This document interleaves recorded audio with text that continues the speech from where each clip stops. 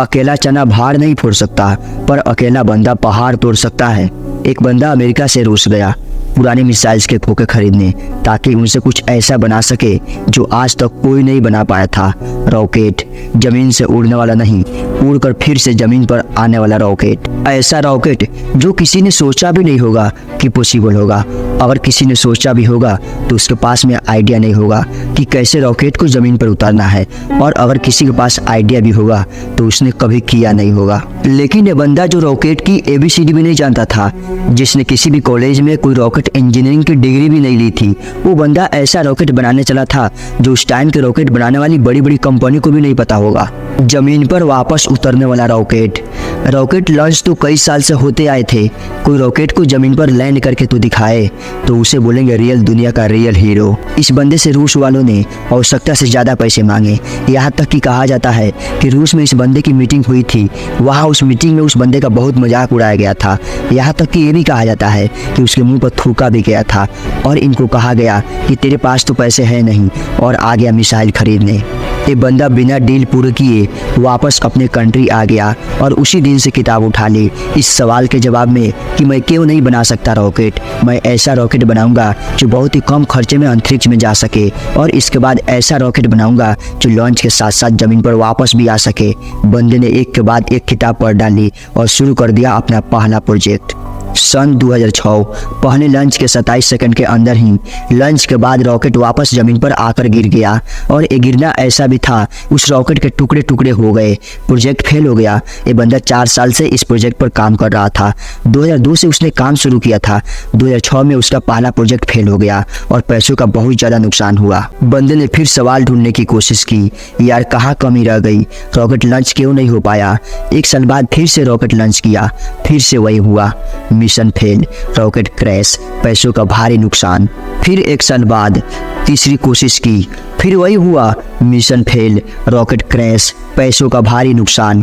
एक के बाद एक करके इस बंदे के 3 प्रोजेक्ट फेल हो गए। अब इस बंदे के पास में ना बड़ी मुश्किल से सिर्फ 1 रॉकेट के पैसे बचे थे, या इतने से भी कम समझो। जितने अच्छे अच्छे इंजीनियर थे ना इस बंदे के पास, वो सब इन्हें छोड़कर चले गए। लेकिन इस बंदे में इतना जुनून था, इतना होमवर्क इसने कर लिया था, इसने सोचा कि एक बार और ट्राई करते हैं। लेकिन इनके पास पैसे नहीं थे कि अच्छे इंजीनियर को हायर कर सके, और ये बेकार इंजीनियर को रखना भी नहीं चाहते थे। तो इसने डिसाइड किया कि जब मैंने इतनी पढ़ाई कर रखी है तो क्यों ना इस बार प्रोजेक्ट का चीफ इंजीनियर मैं ही बन जाऊं। वो बंदा खुद चीफ इंजीनियर था, जिसने रॉकेट साइंस की कोई डिग्री नहीं ले रखी थी।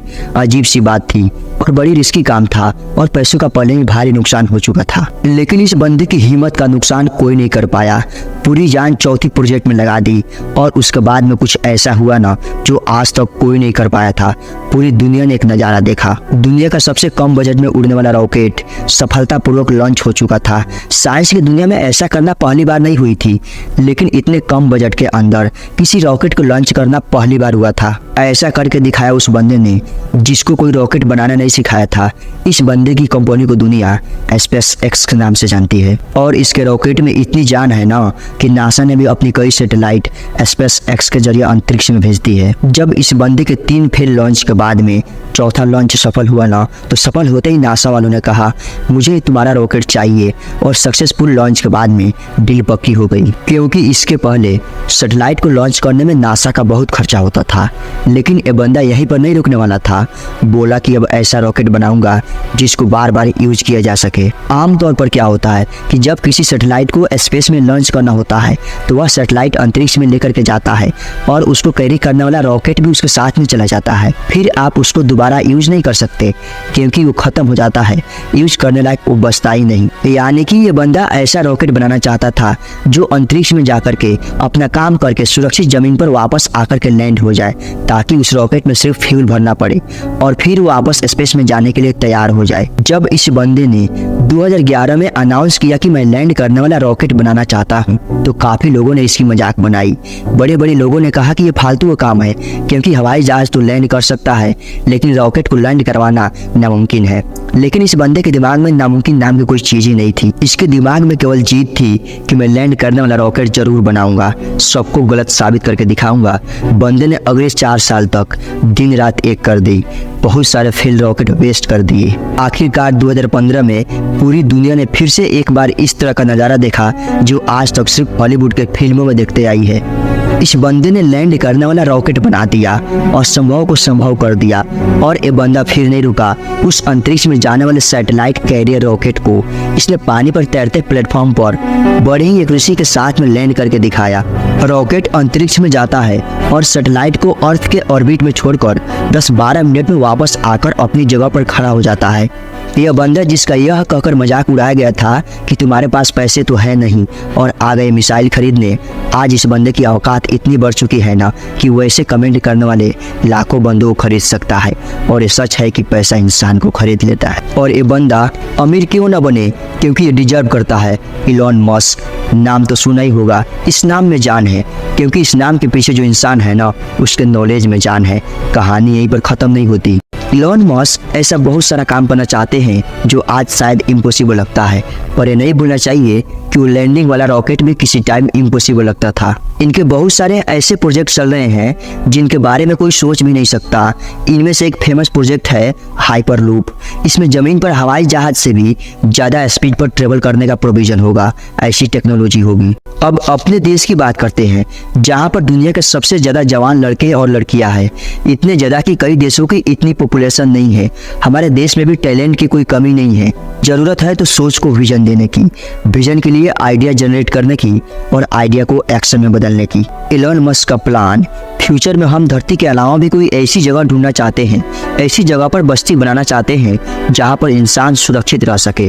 क्योंकि हो सकता है कि भविष्य में कोई एस्ट्रॉयड धरती से टकरा जाए और धरती से मानवता ठीक उसी तरह से खत्म हो जाए जिस तरह से कई साल पहले डायनासोर धरती से चले गए थे। इसलिए इनके फ्यूचर के प्रोजेक्ट में एक ऐसा प्रोजेक्ट भी है कि मंगल ग्रह पर इंसानों की बस्ती बनाया जाए। इनका विजन बड़ा तगड़ा है और ऐसा विजन हमारे यूथ में होना बहुत जरूरी है। इलॉन मस्क कहते हैं कि फेल होने से नहीं डरना चाहिए, क्योंकि फेल होना भी एक ऑप्शन होता है, लेकिन काम न करना कोई ऑप्शन नहीं होता।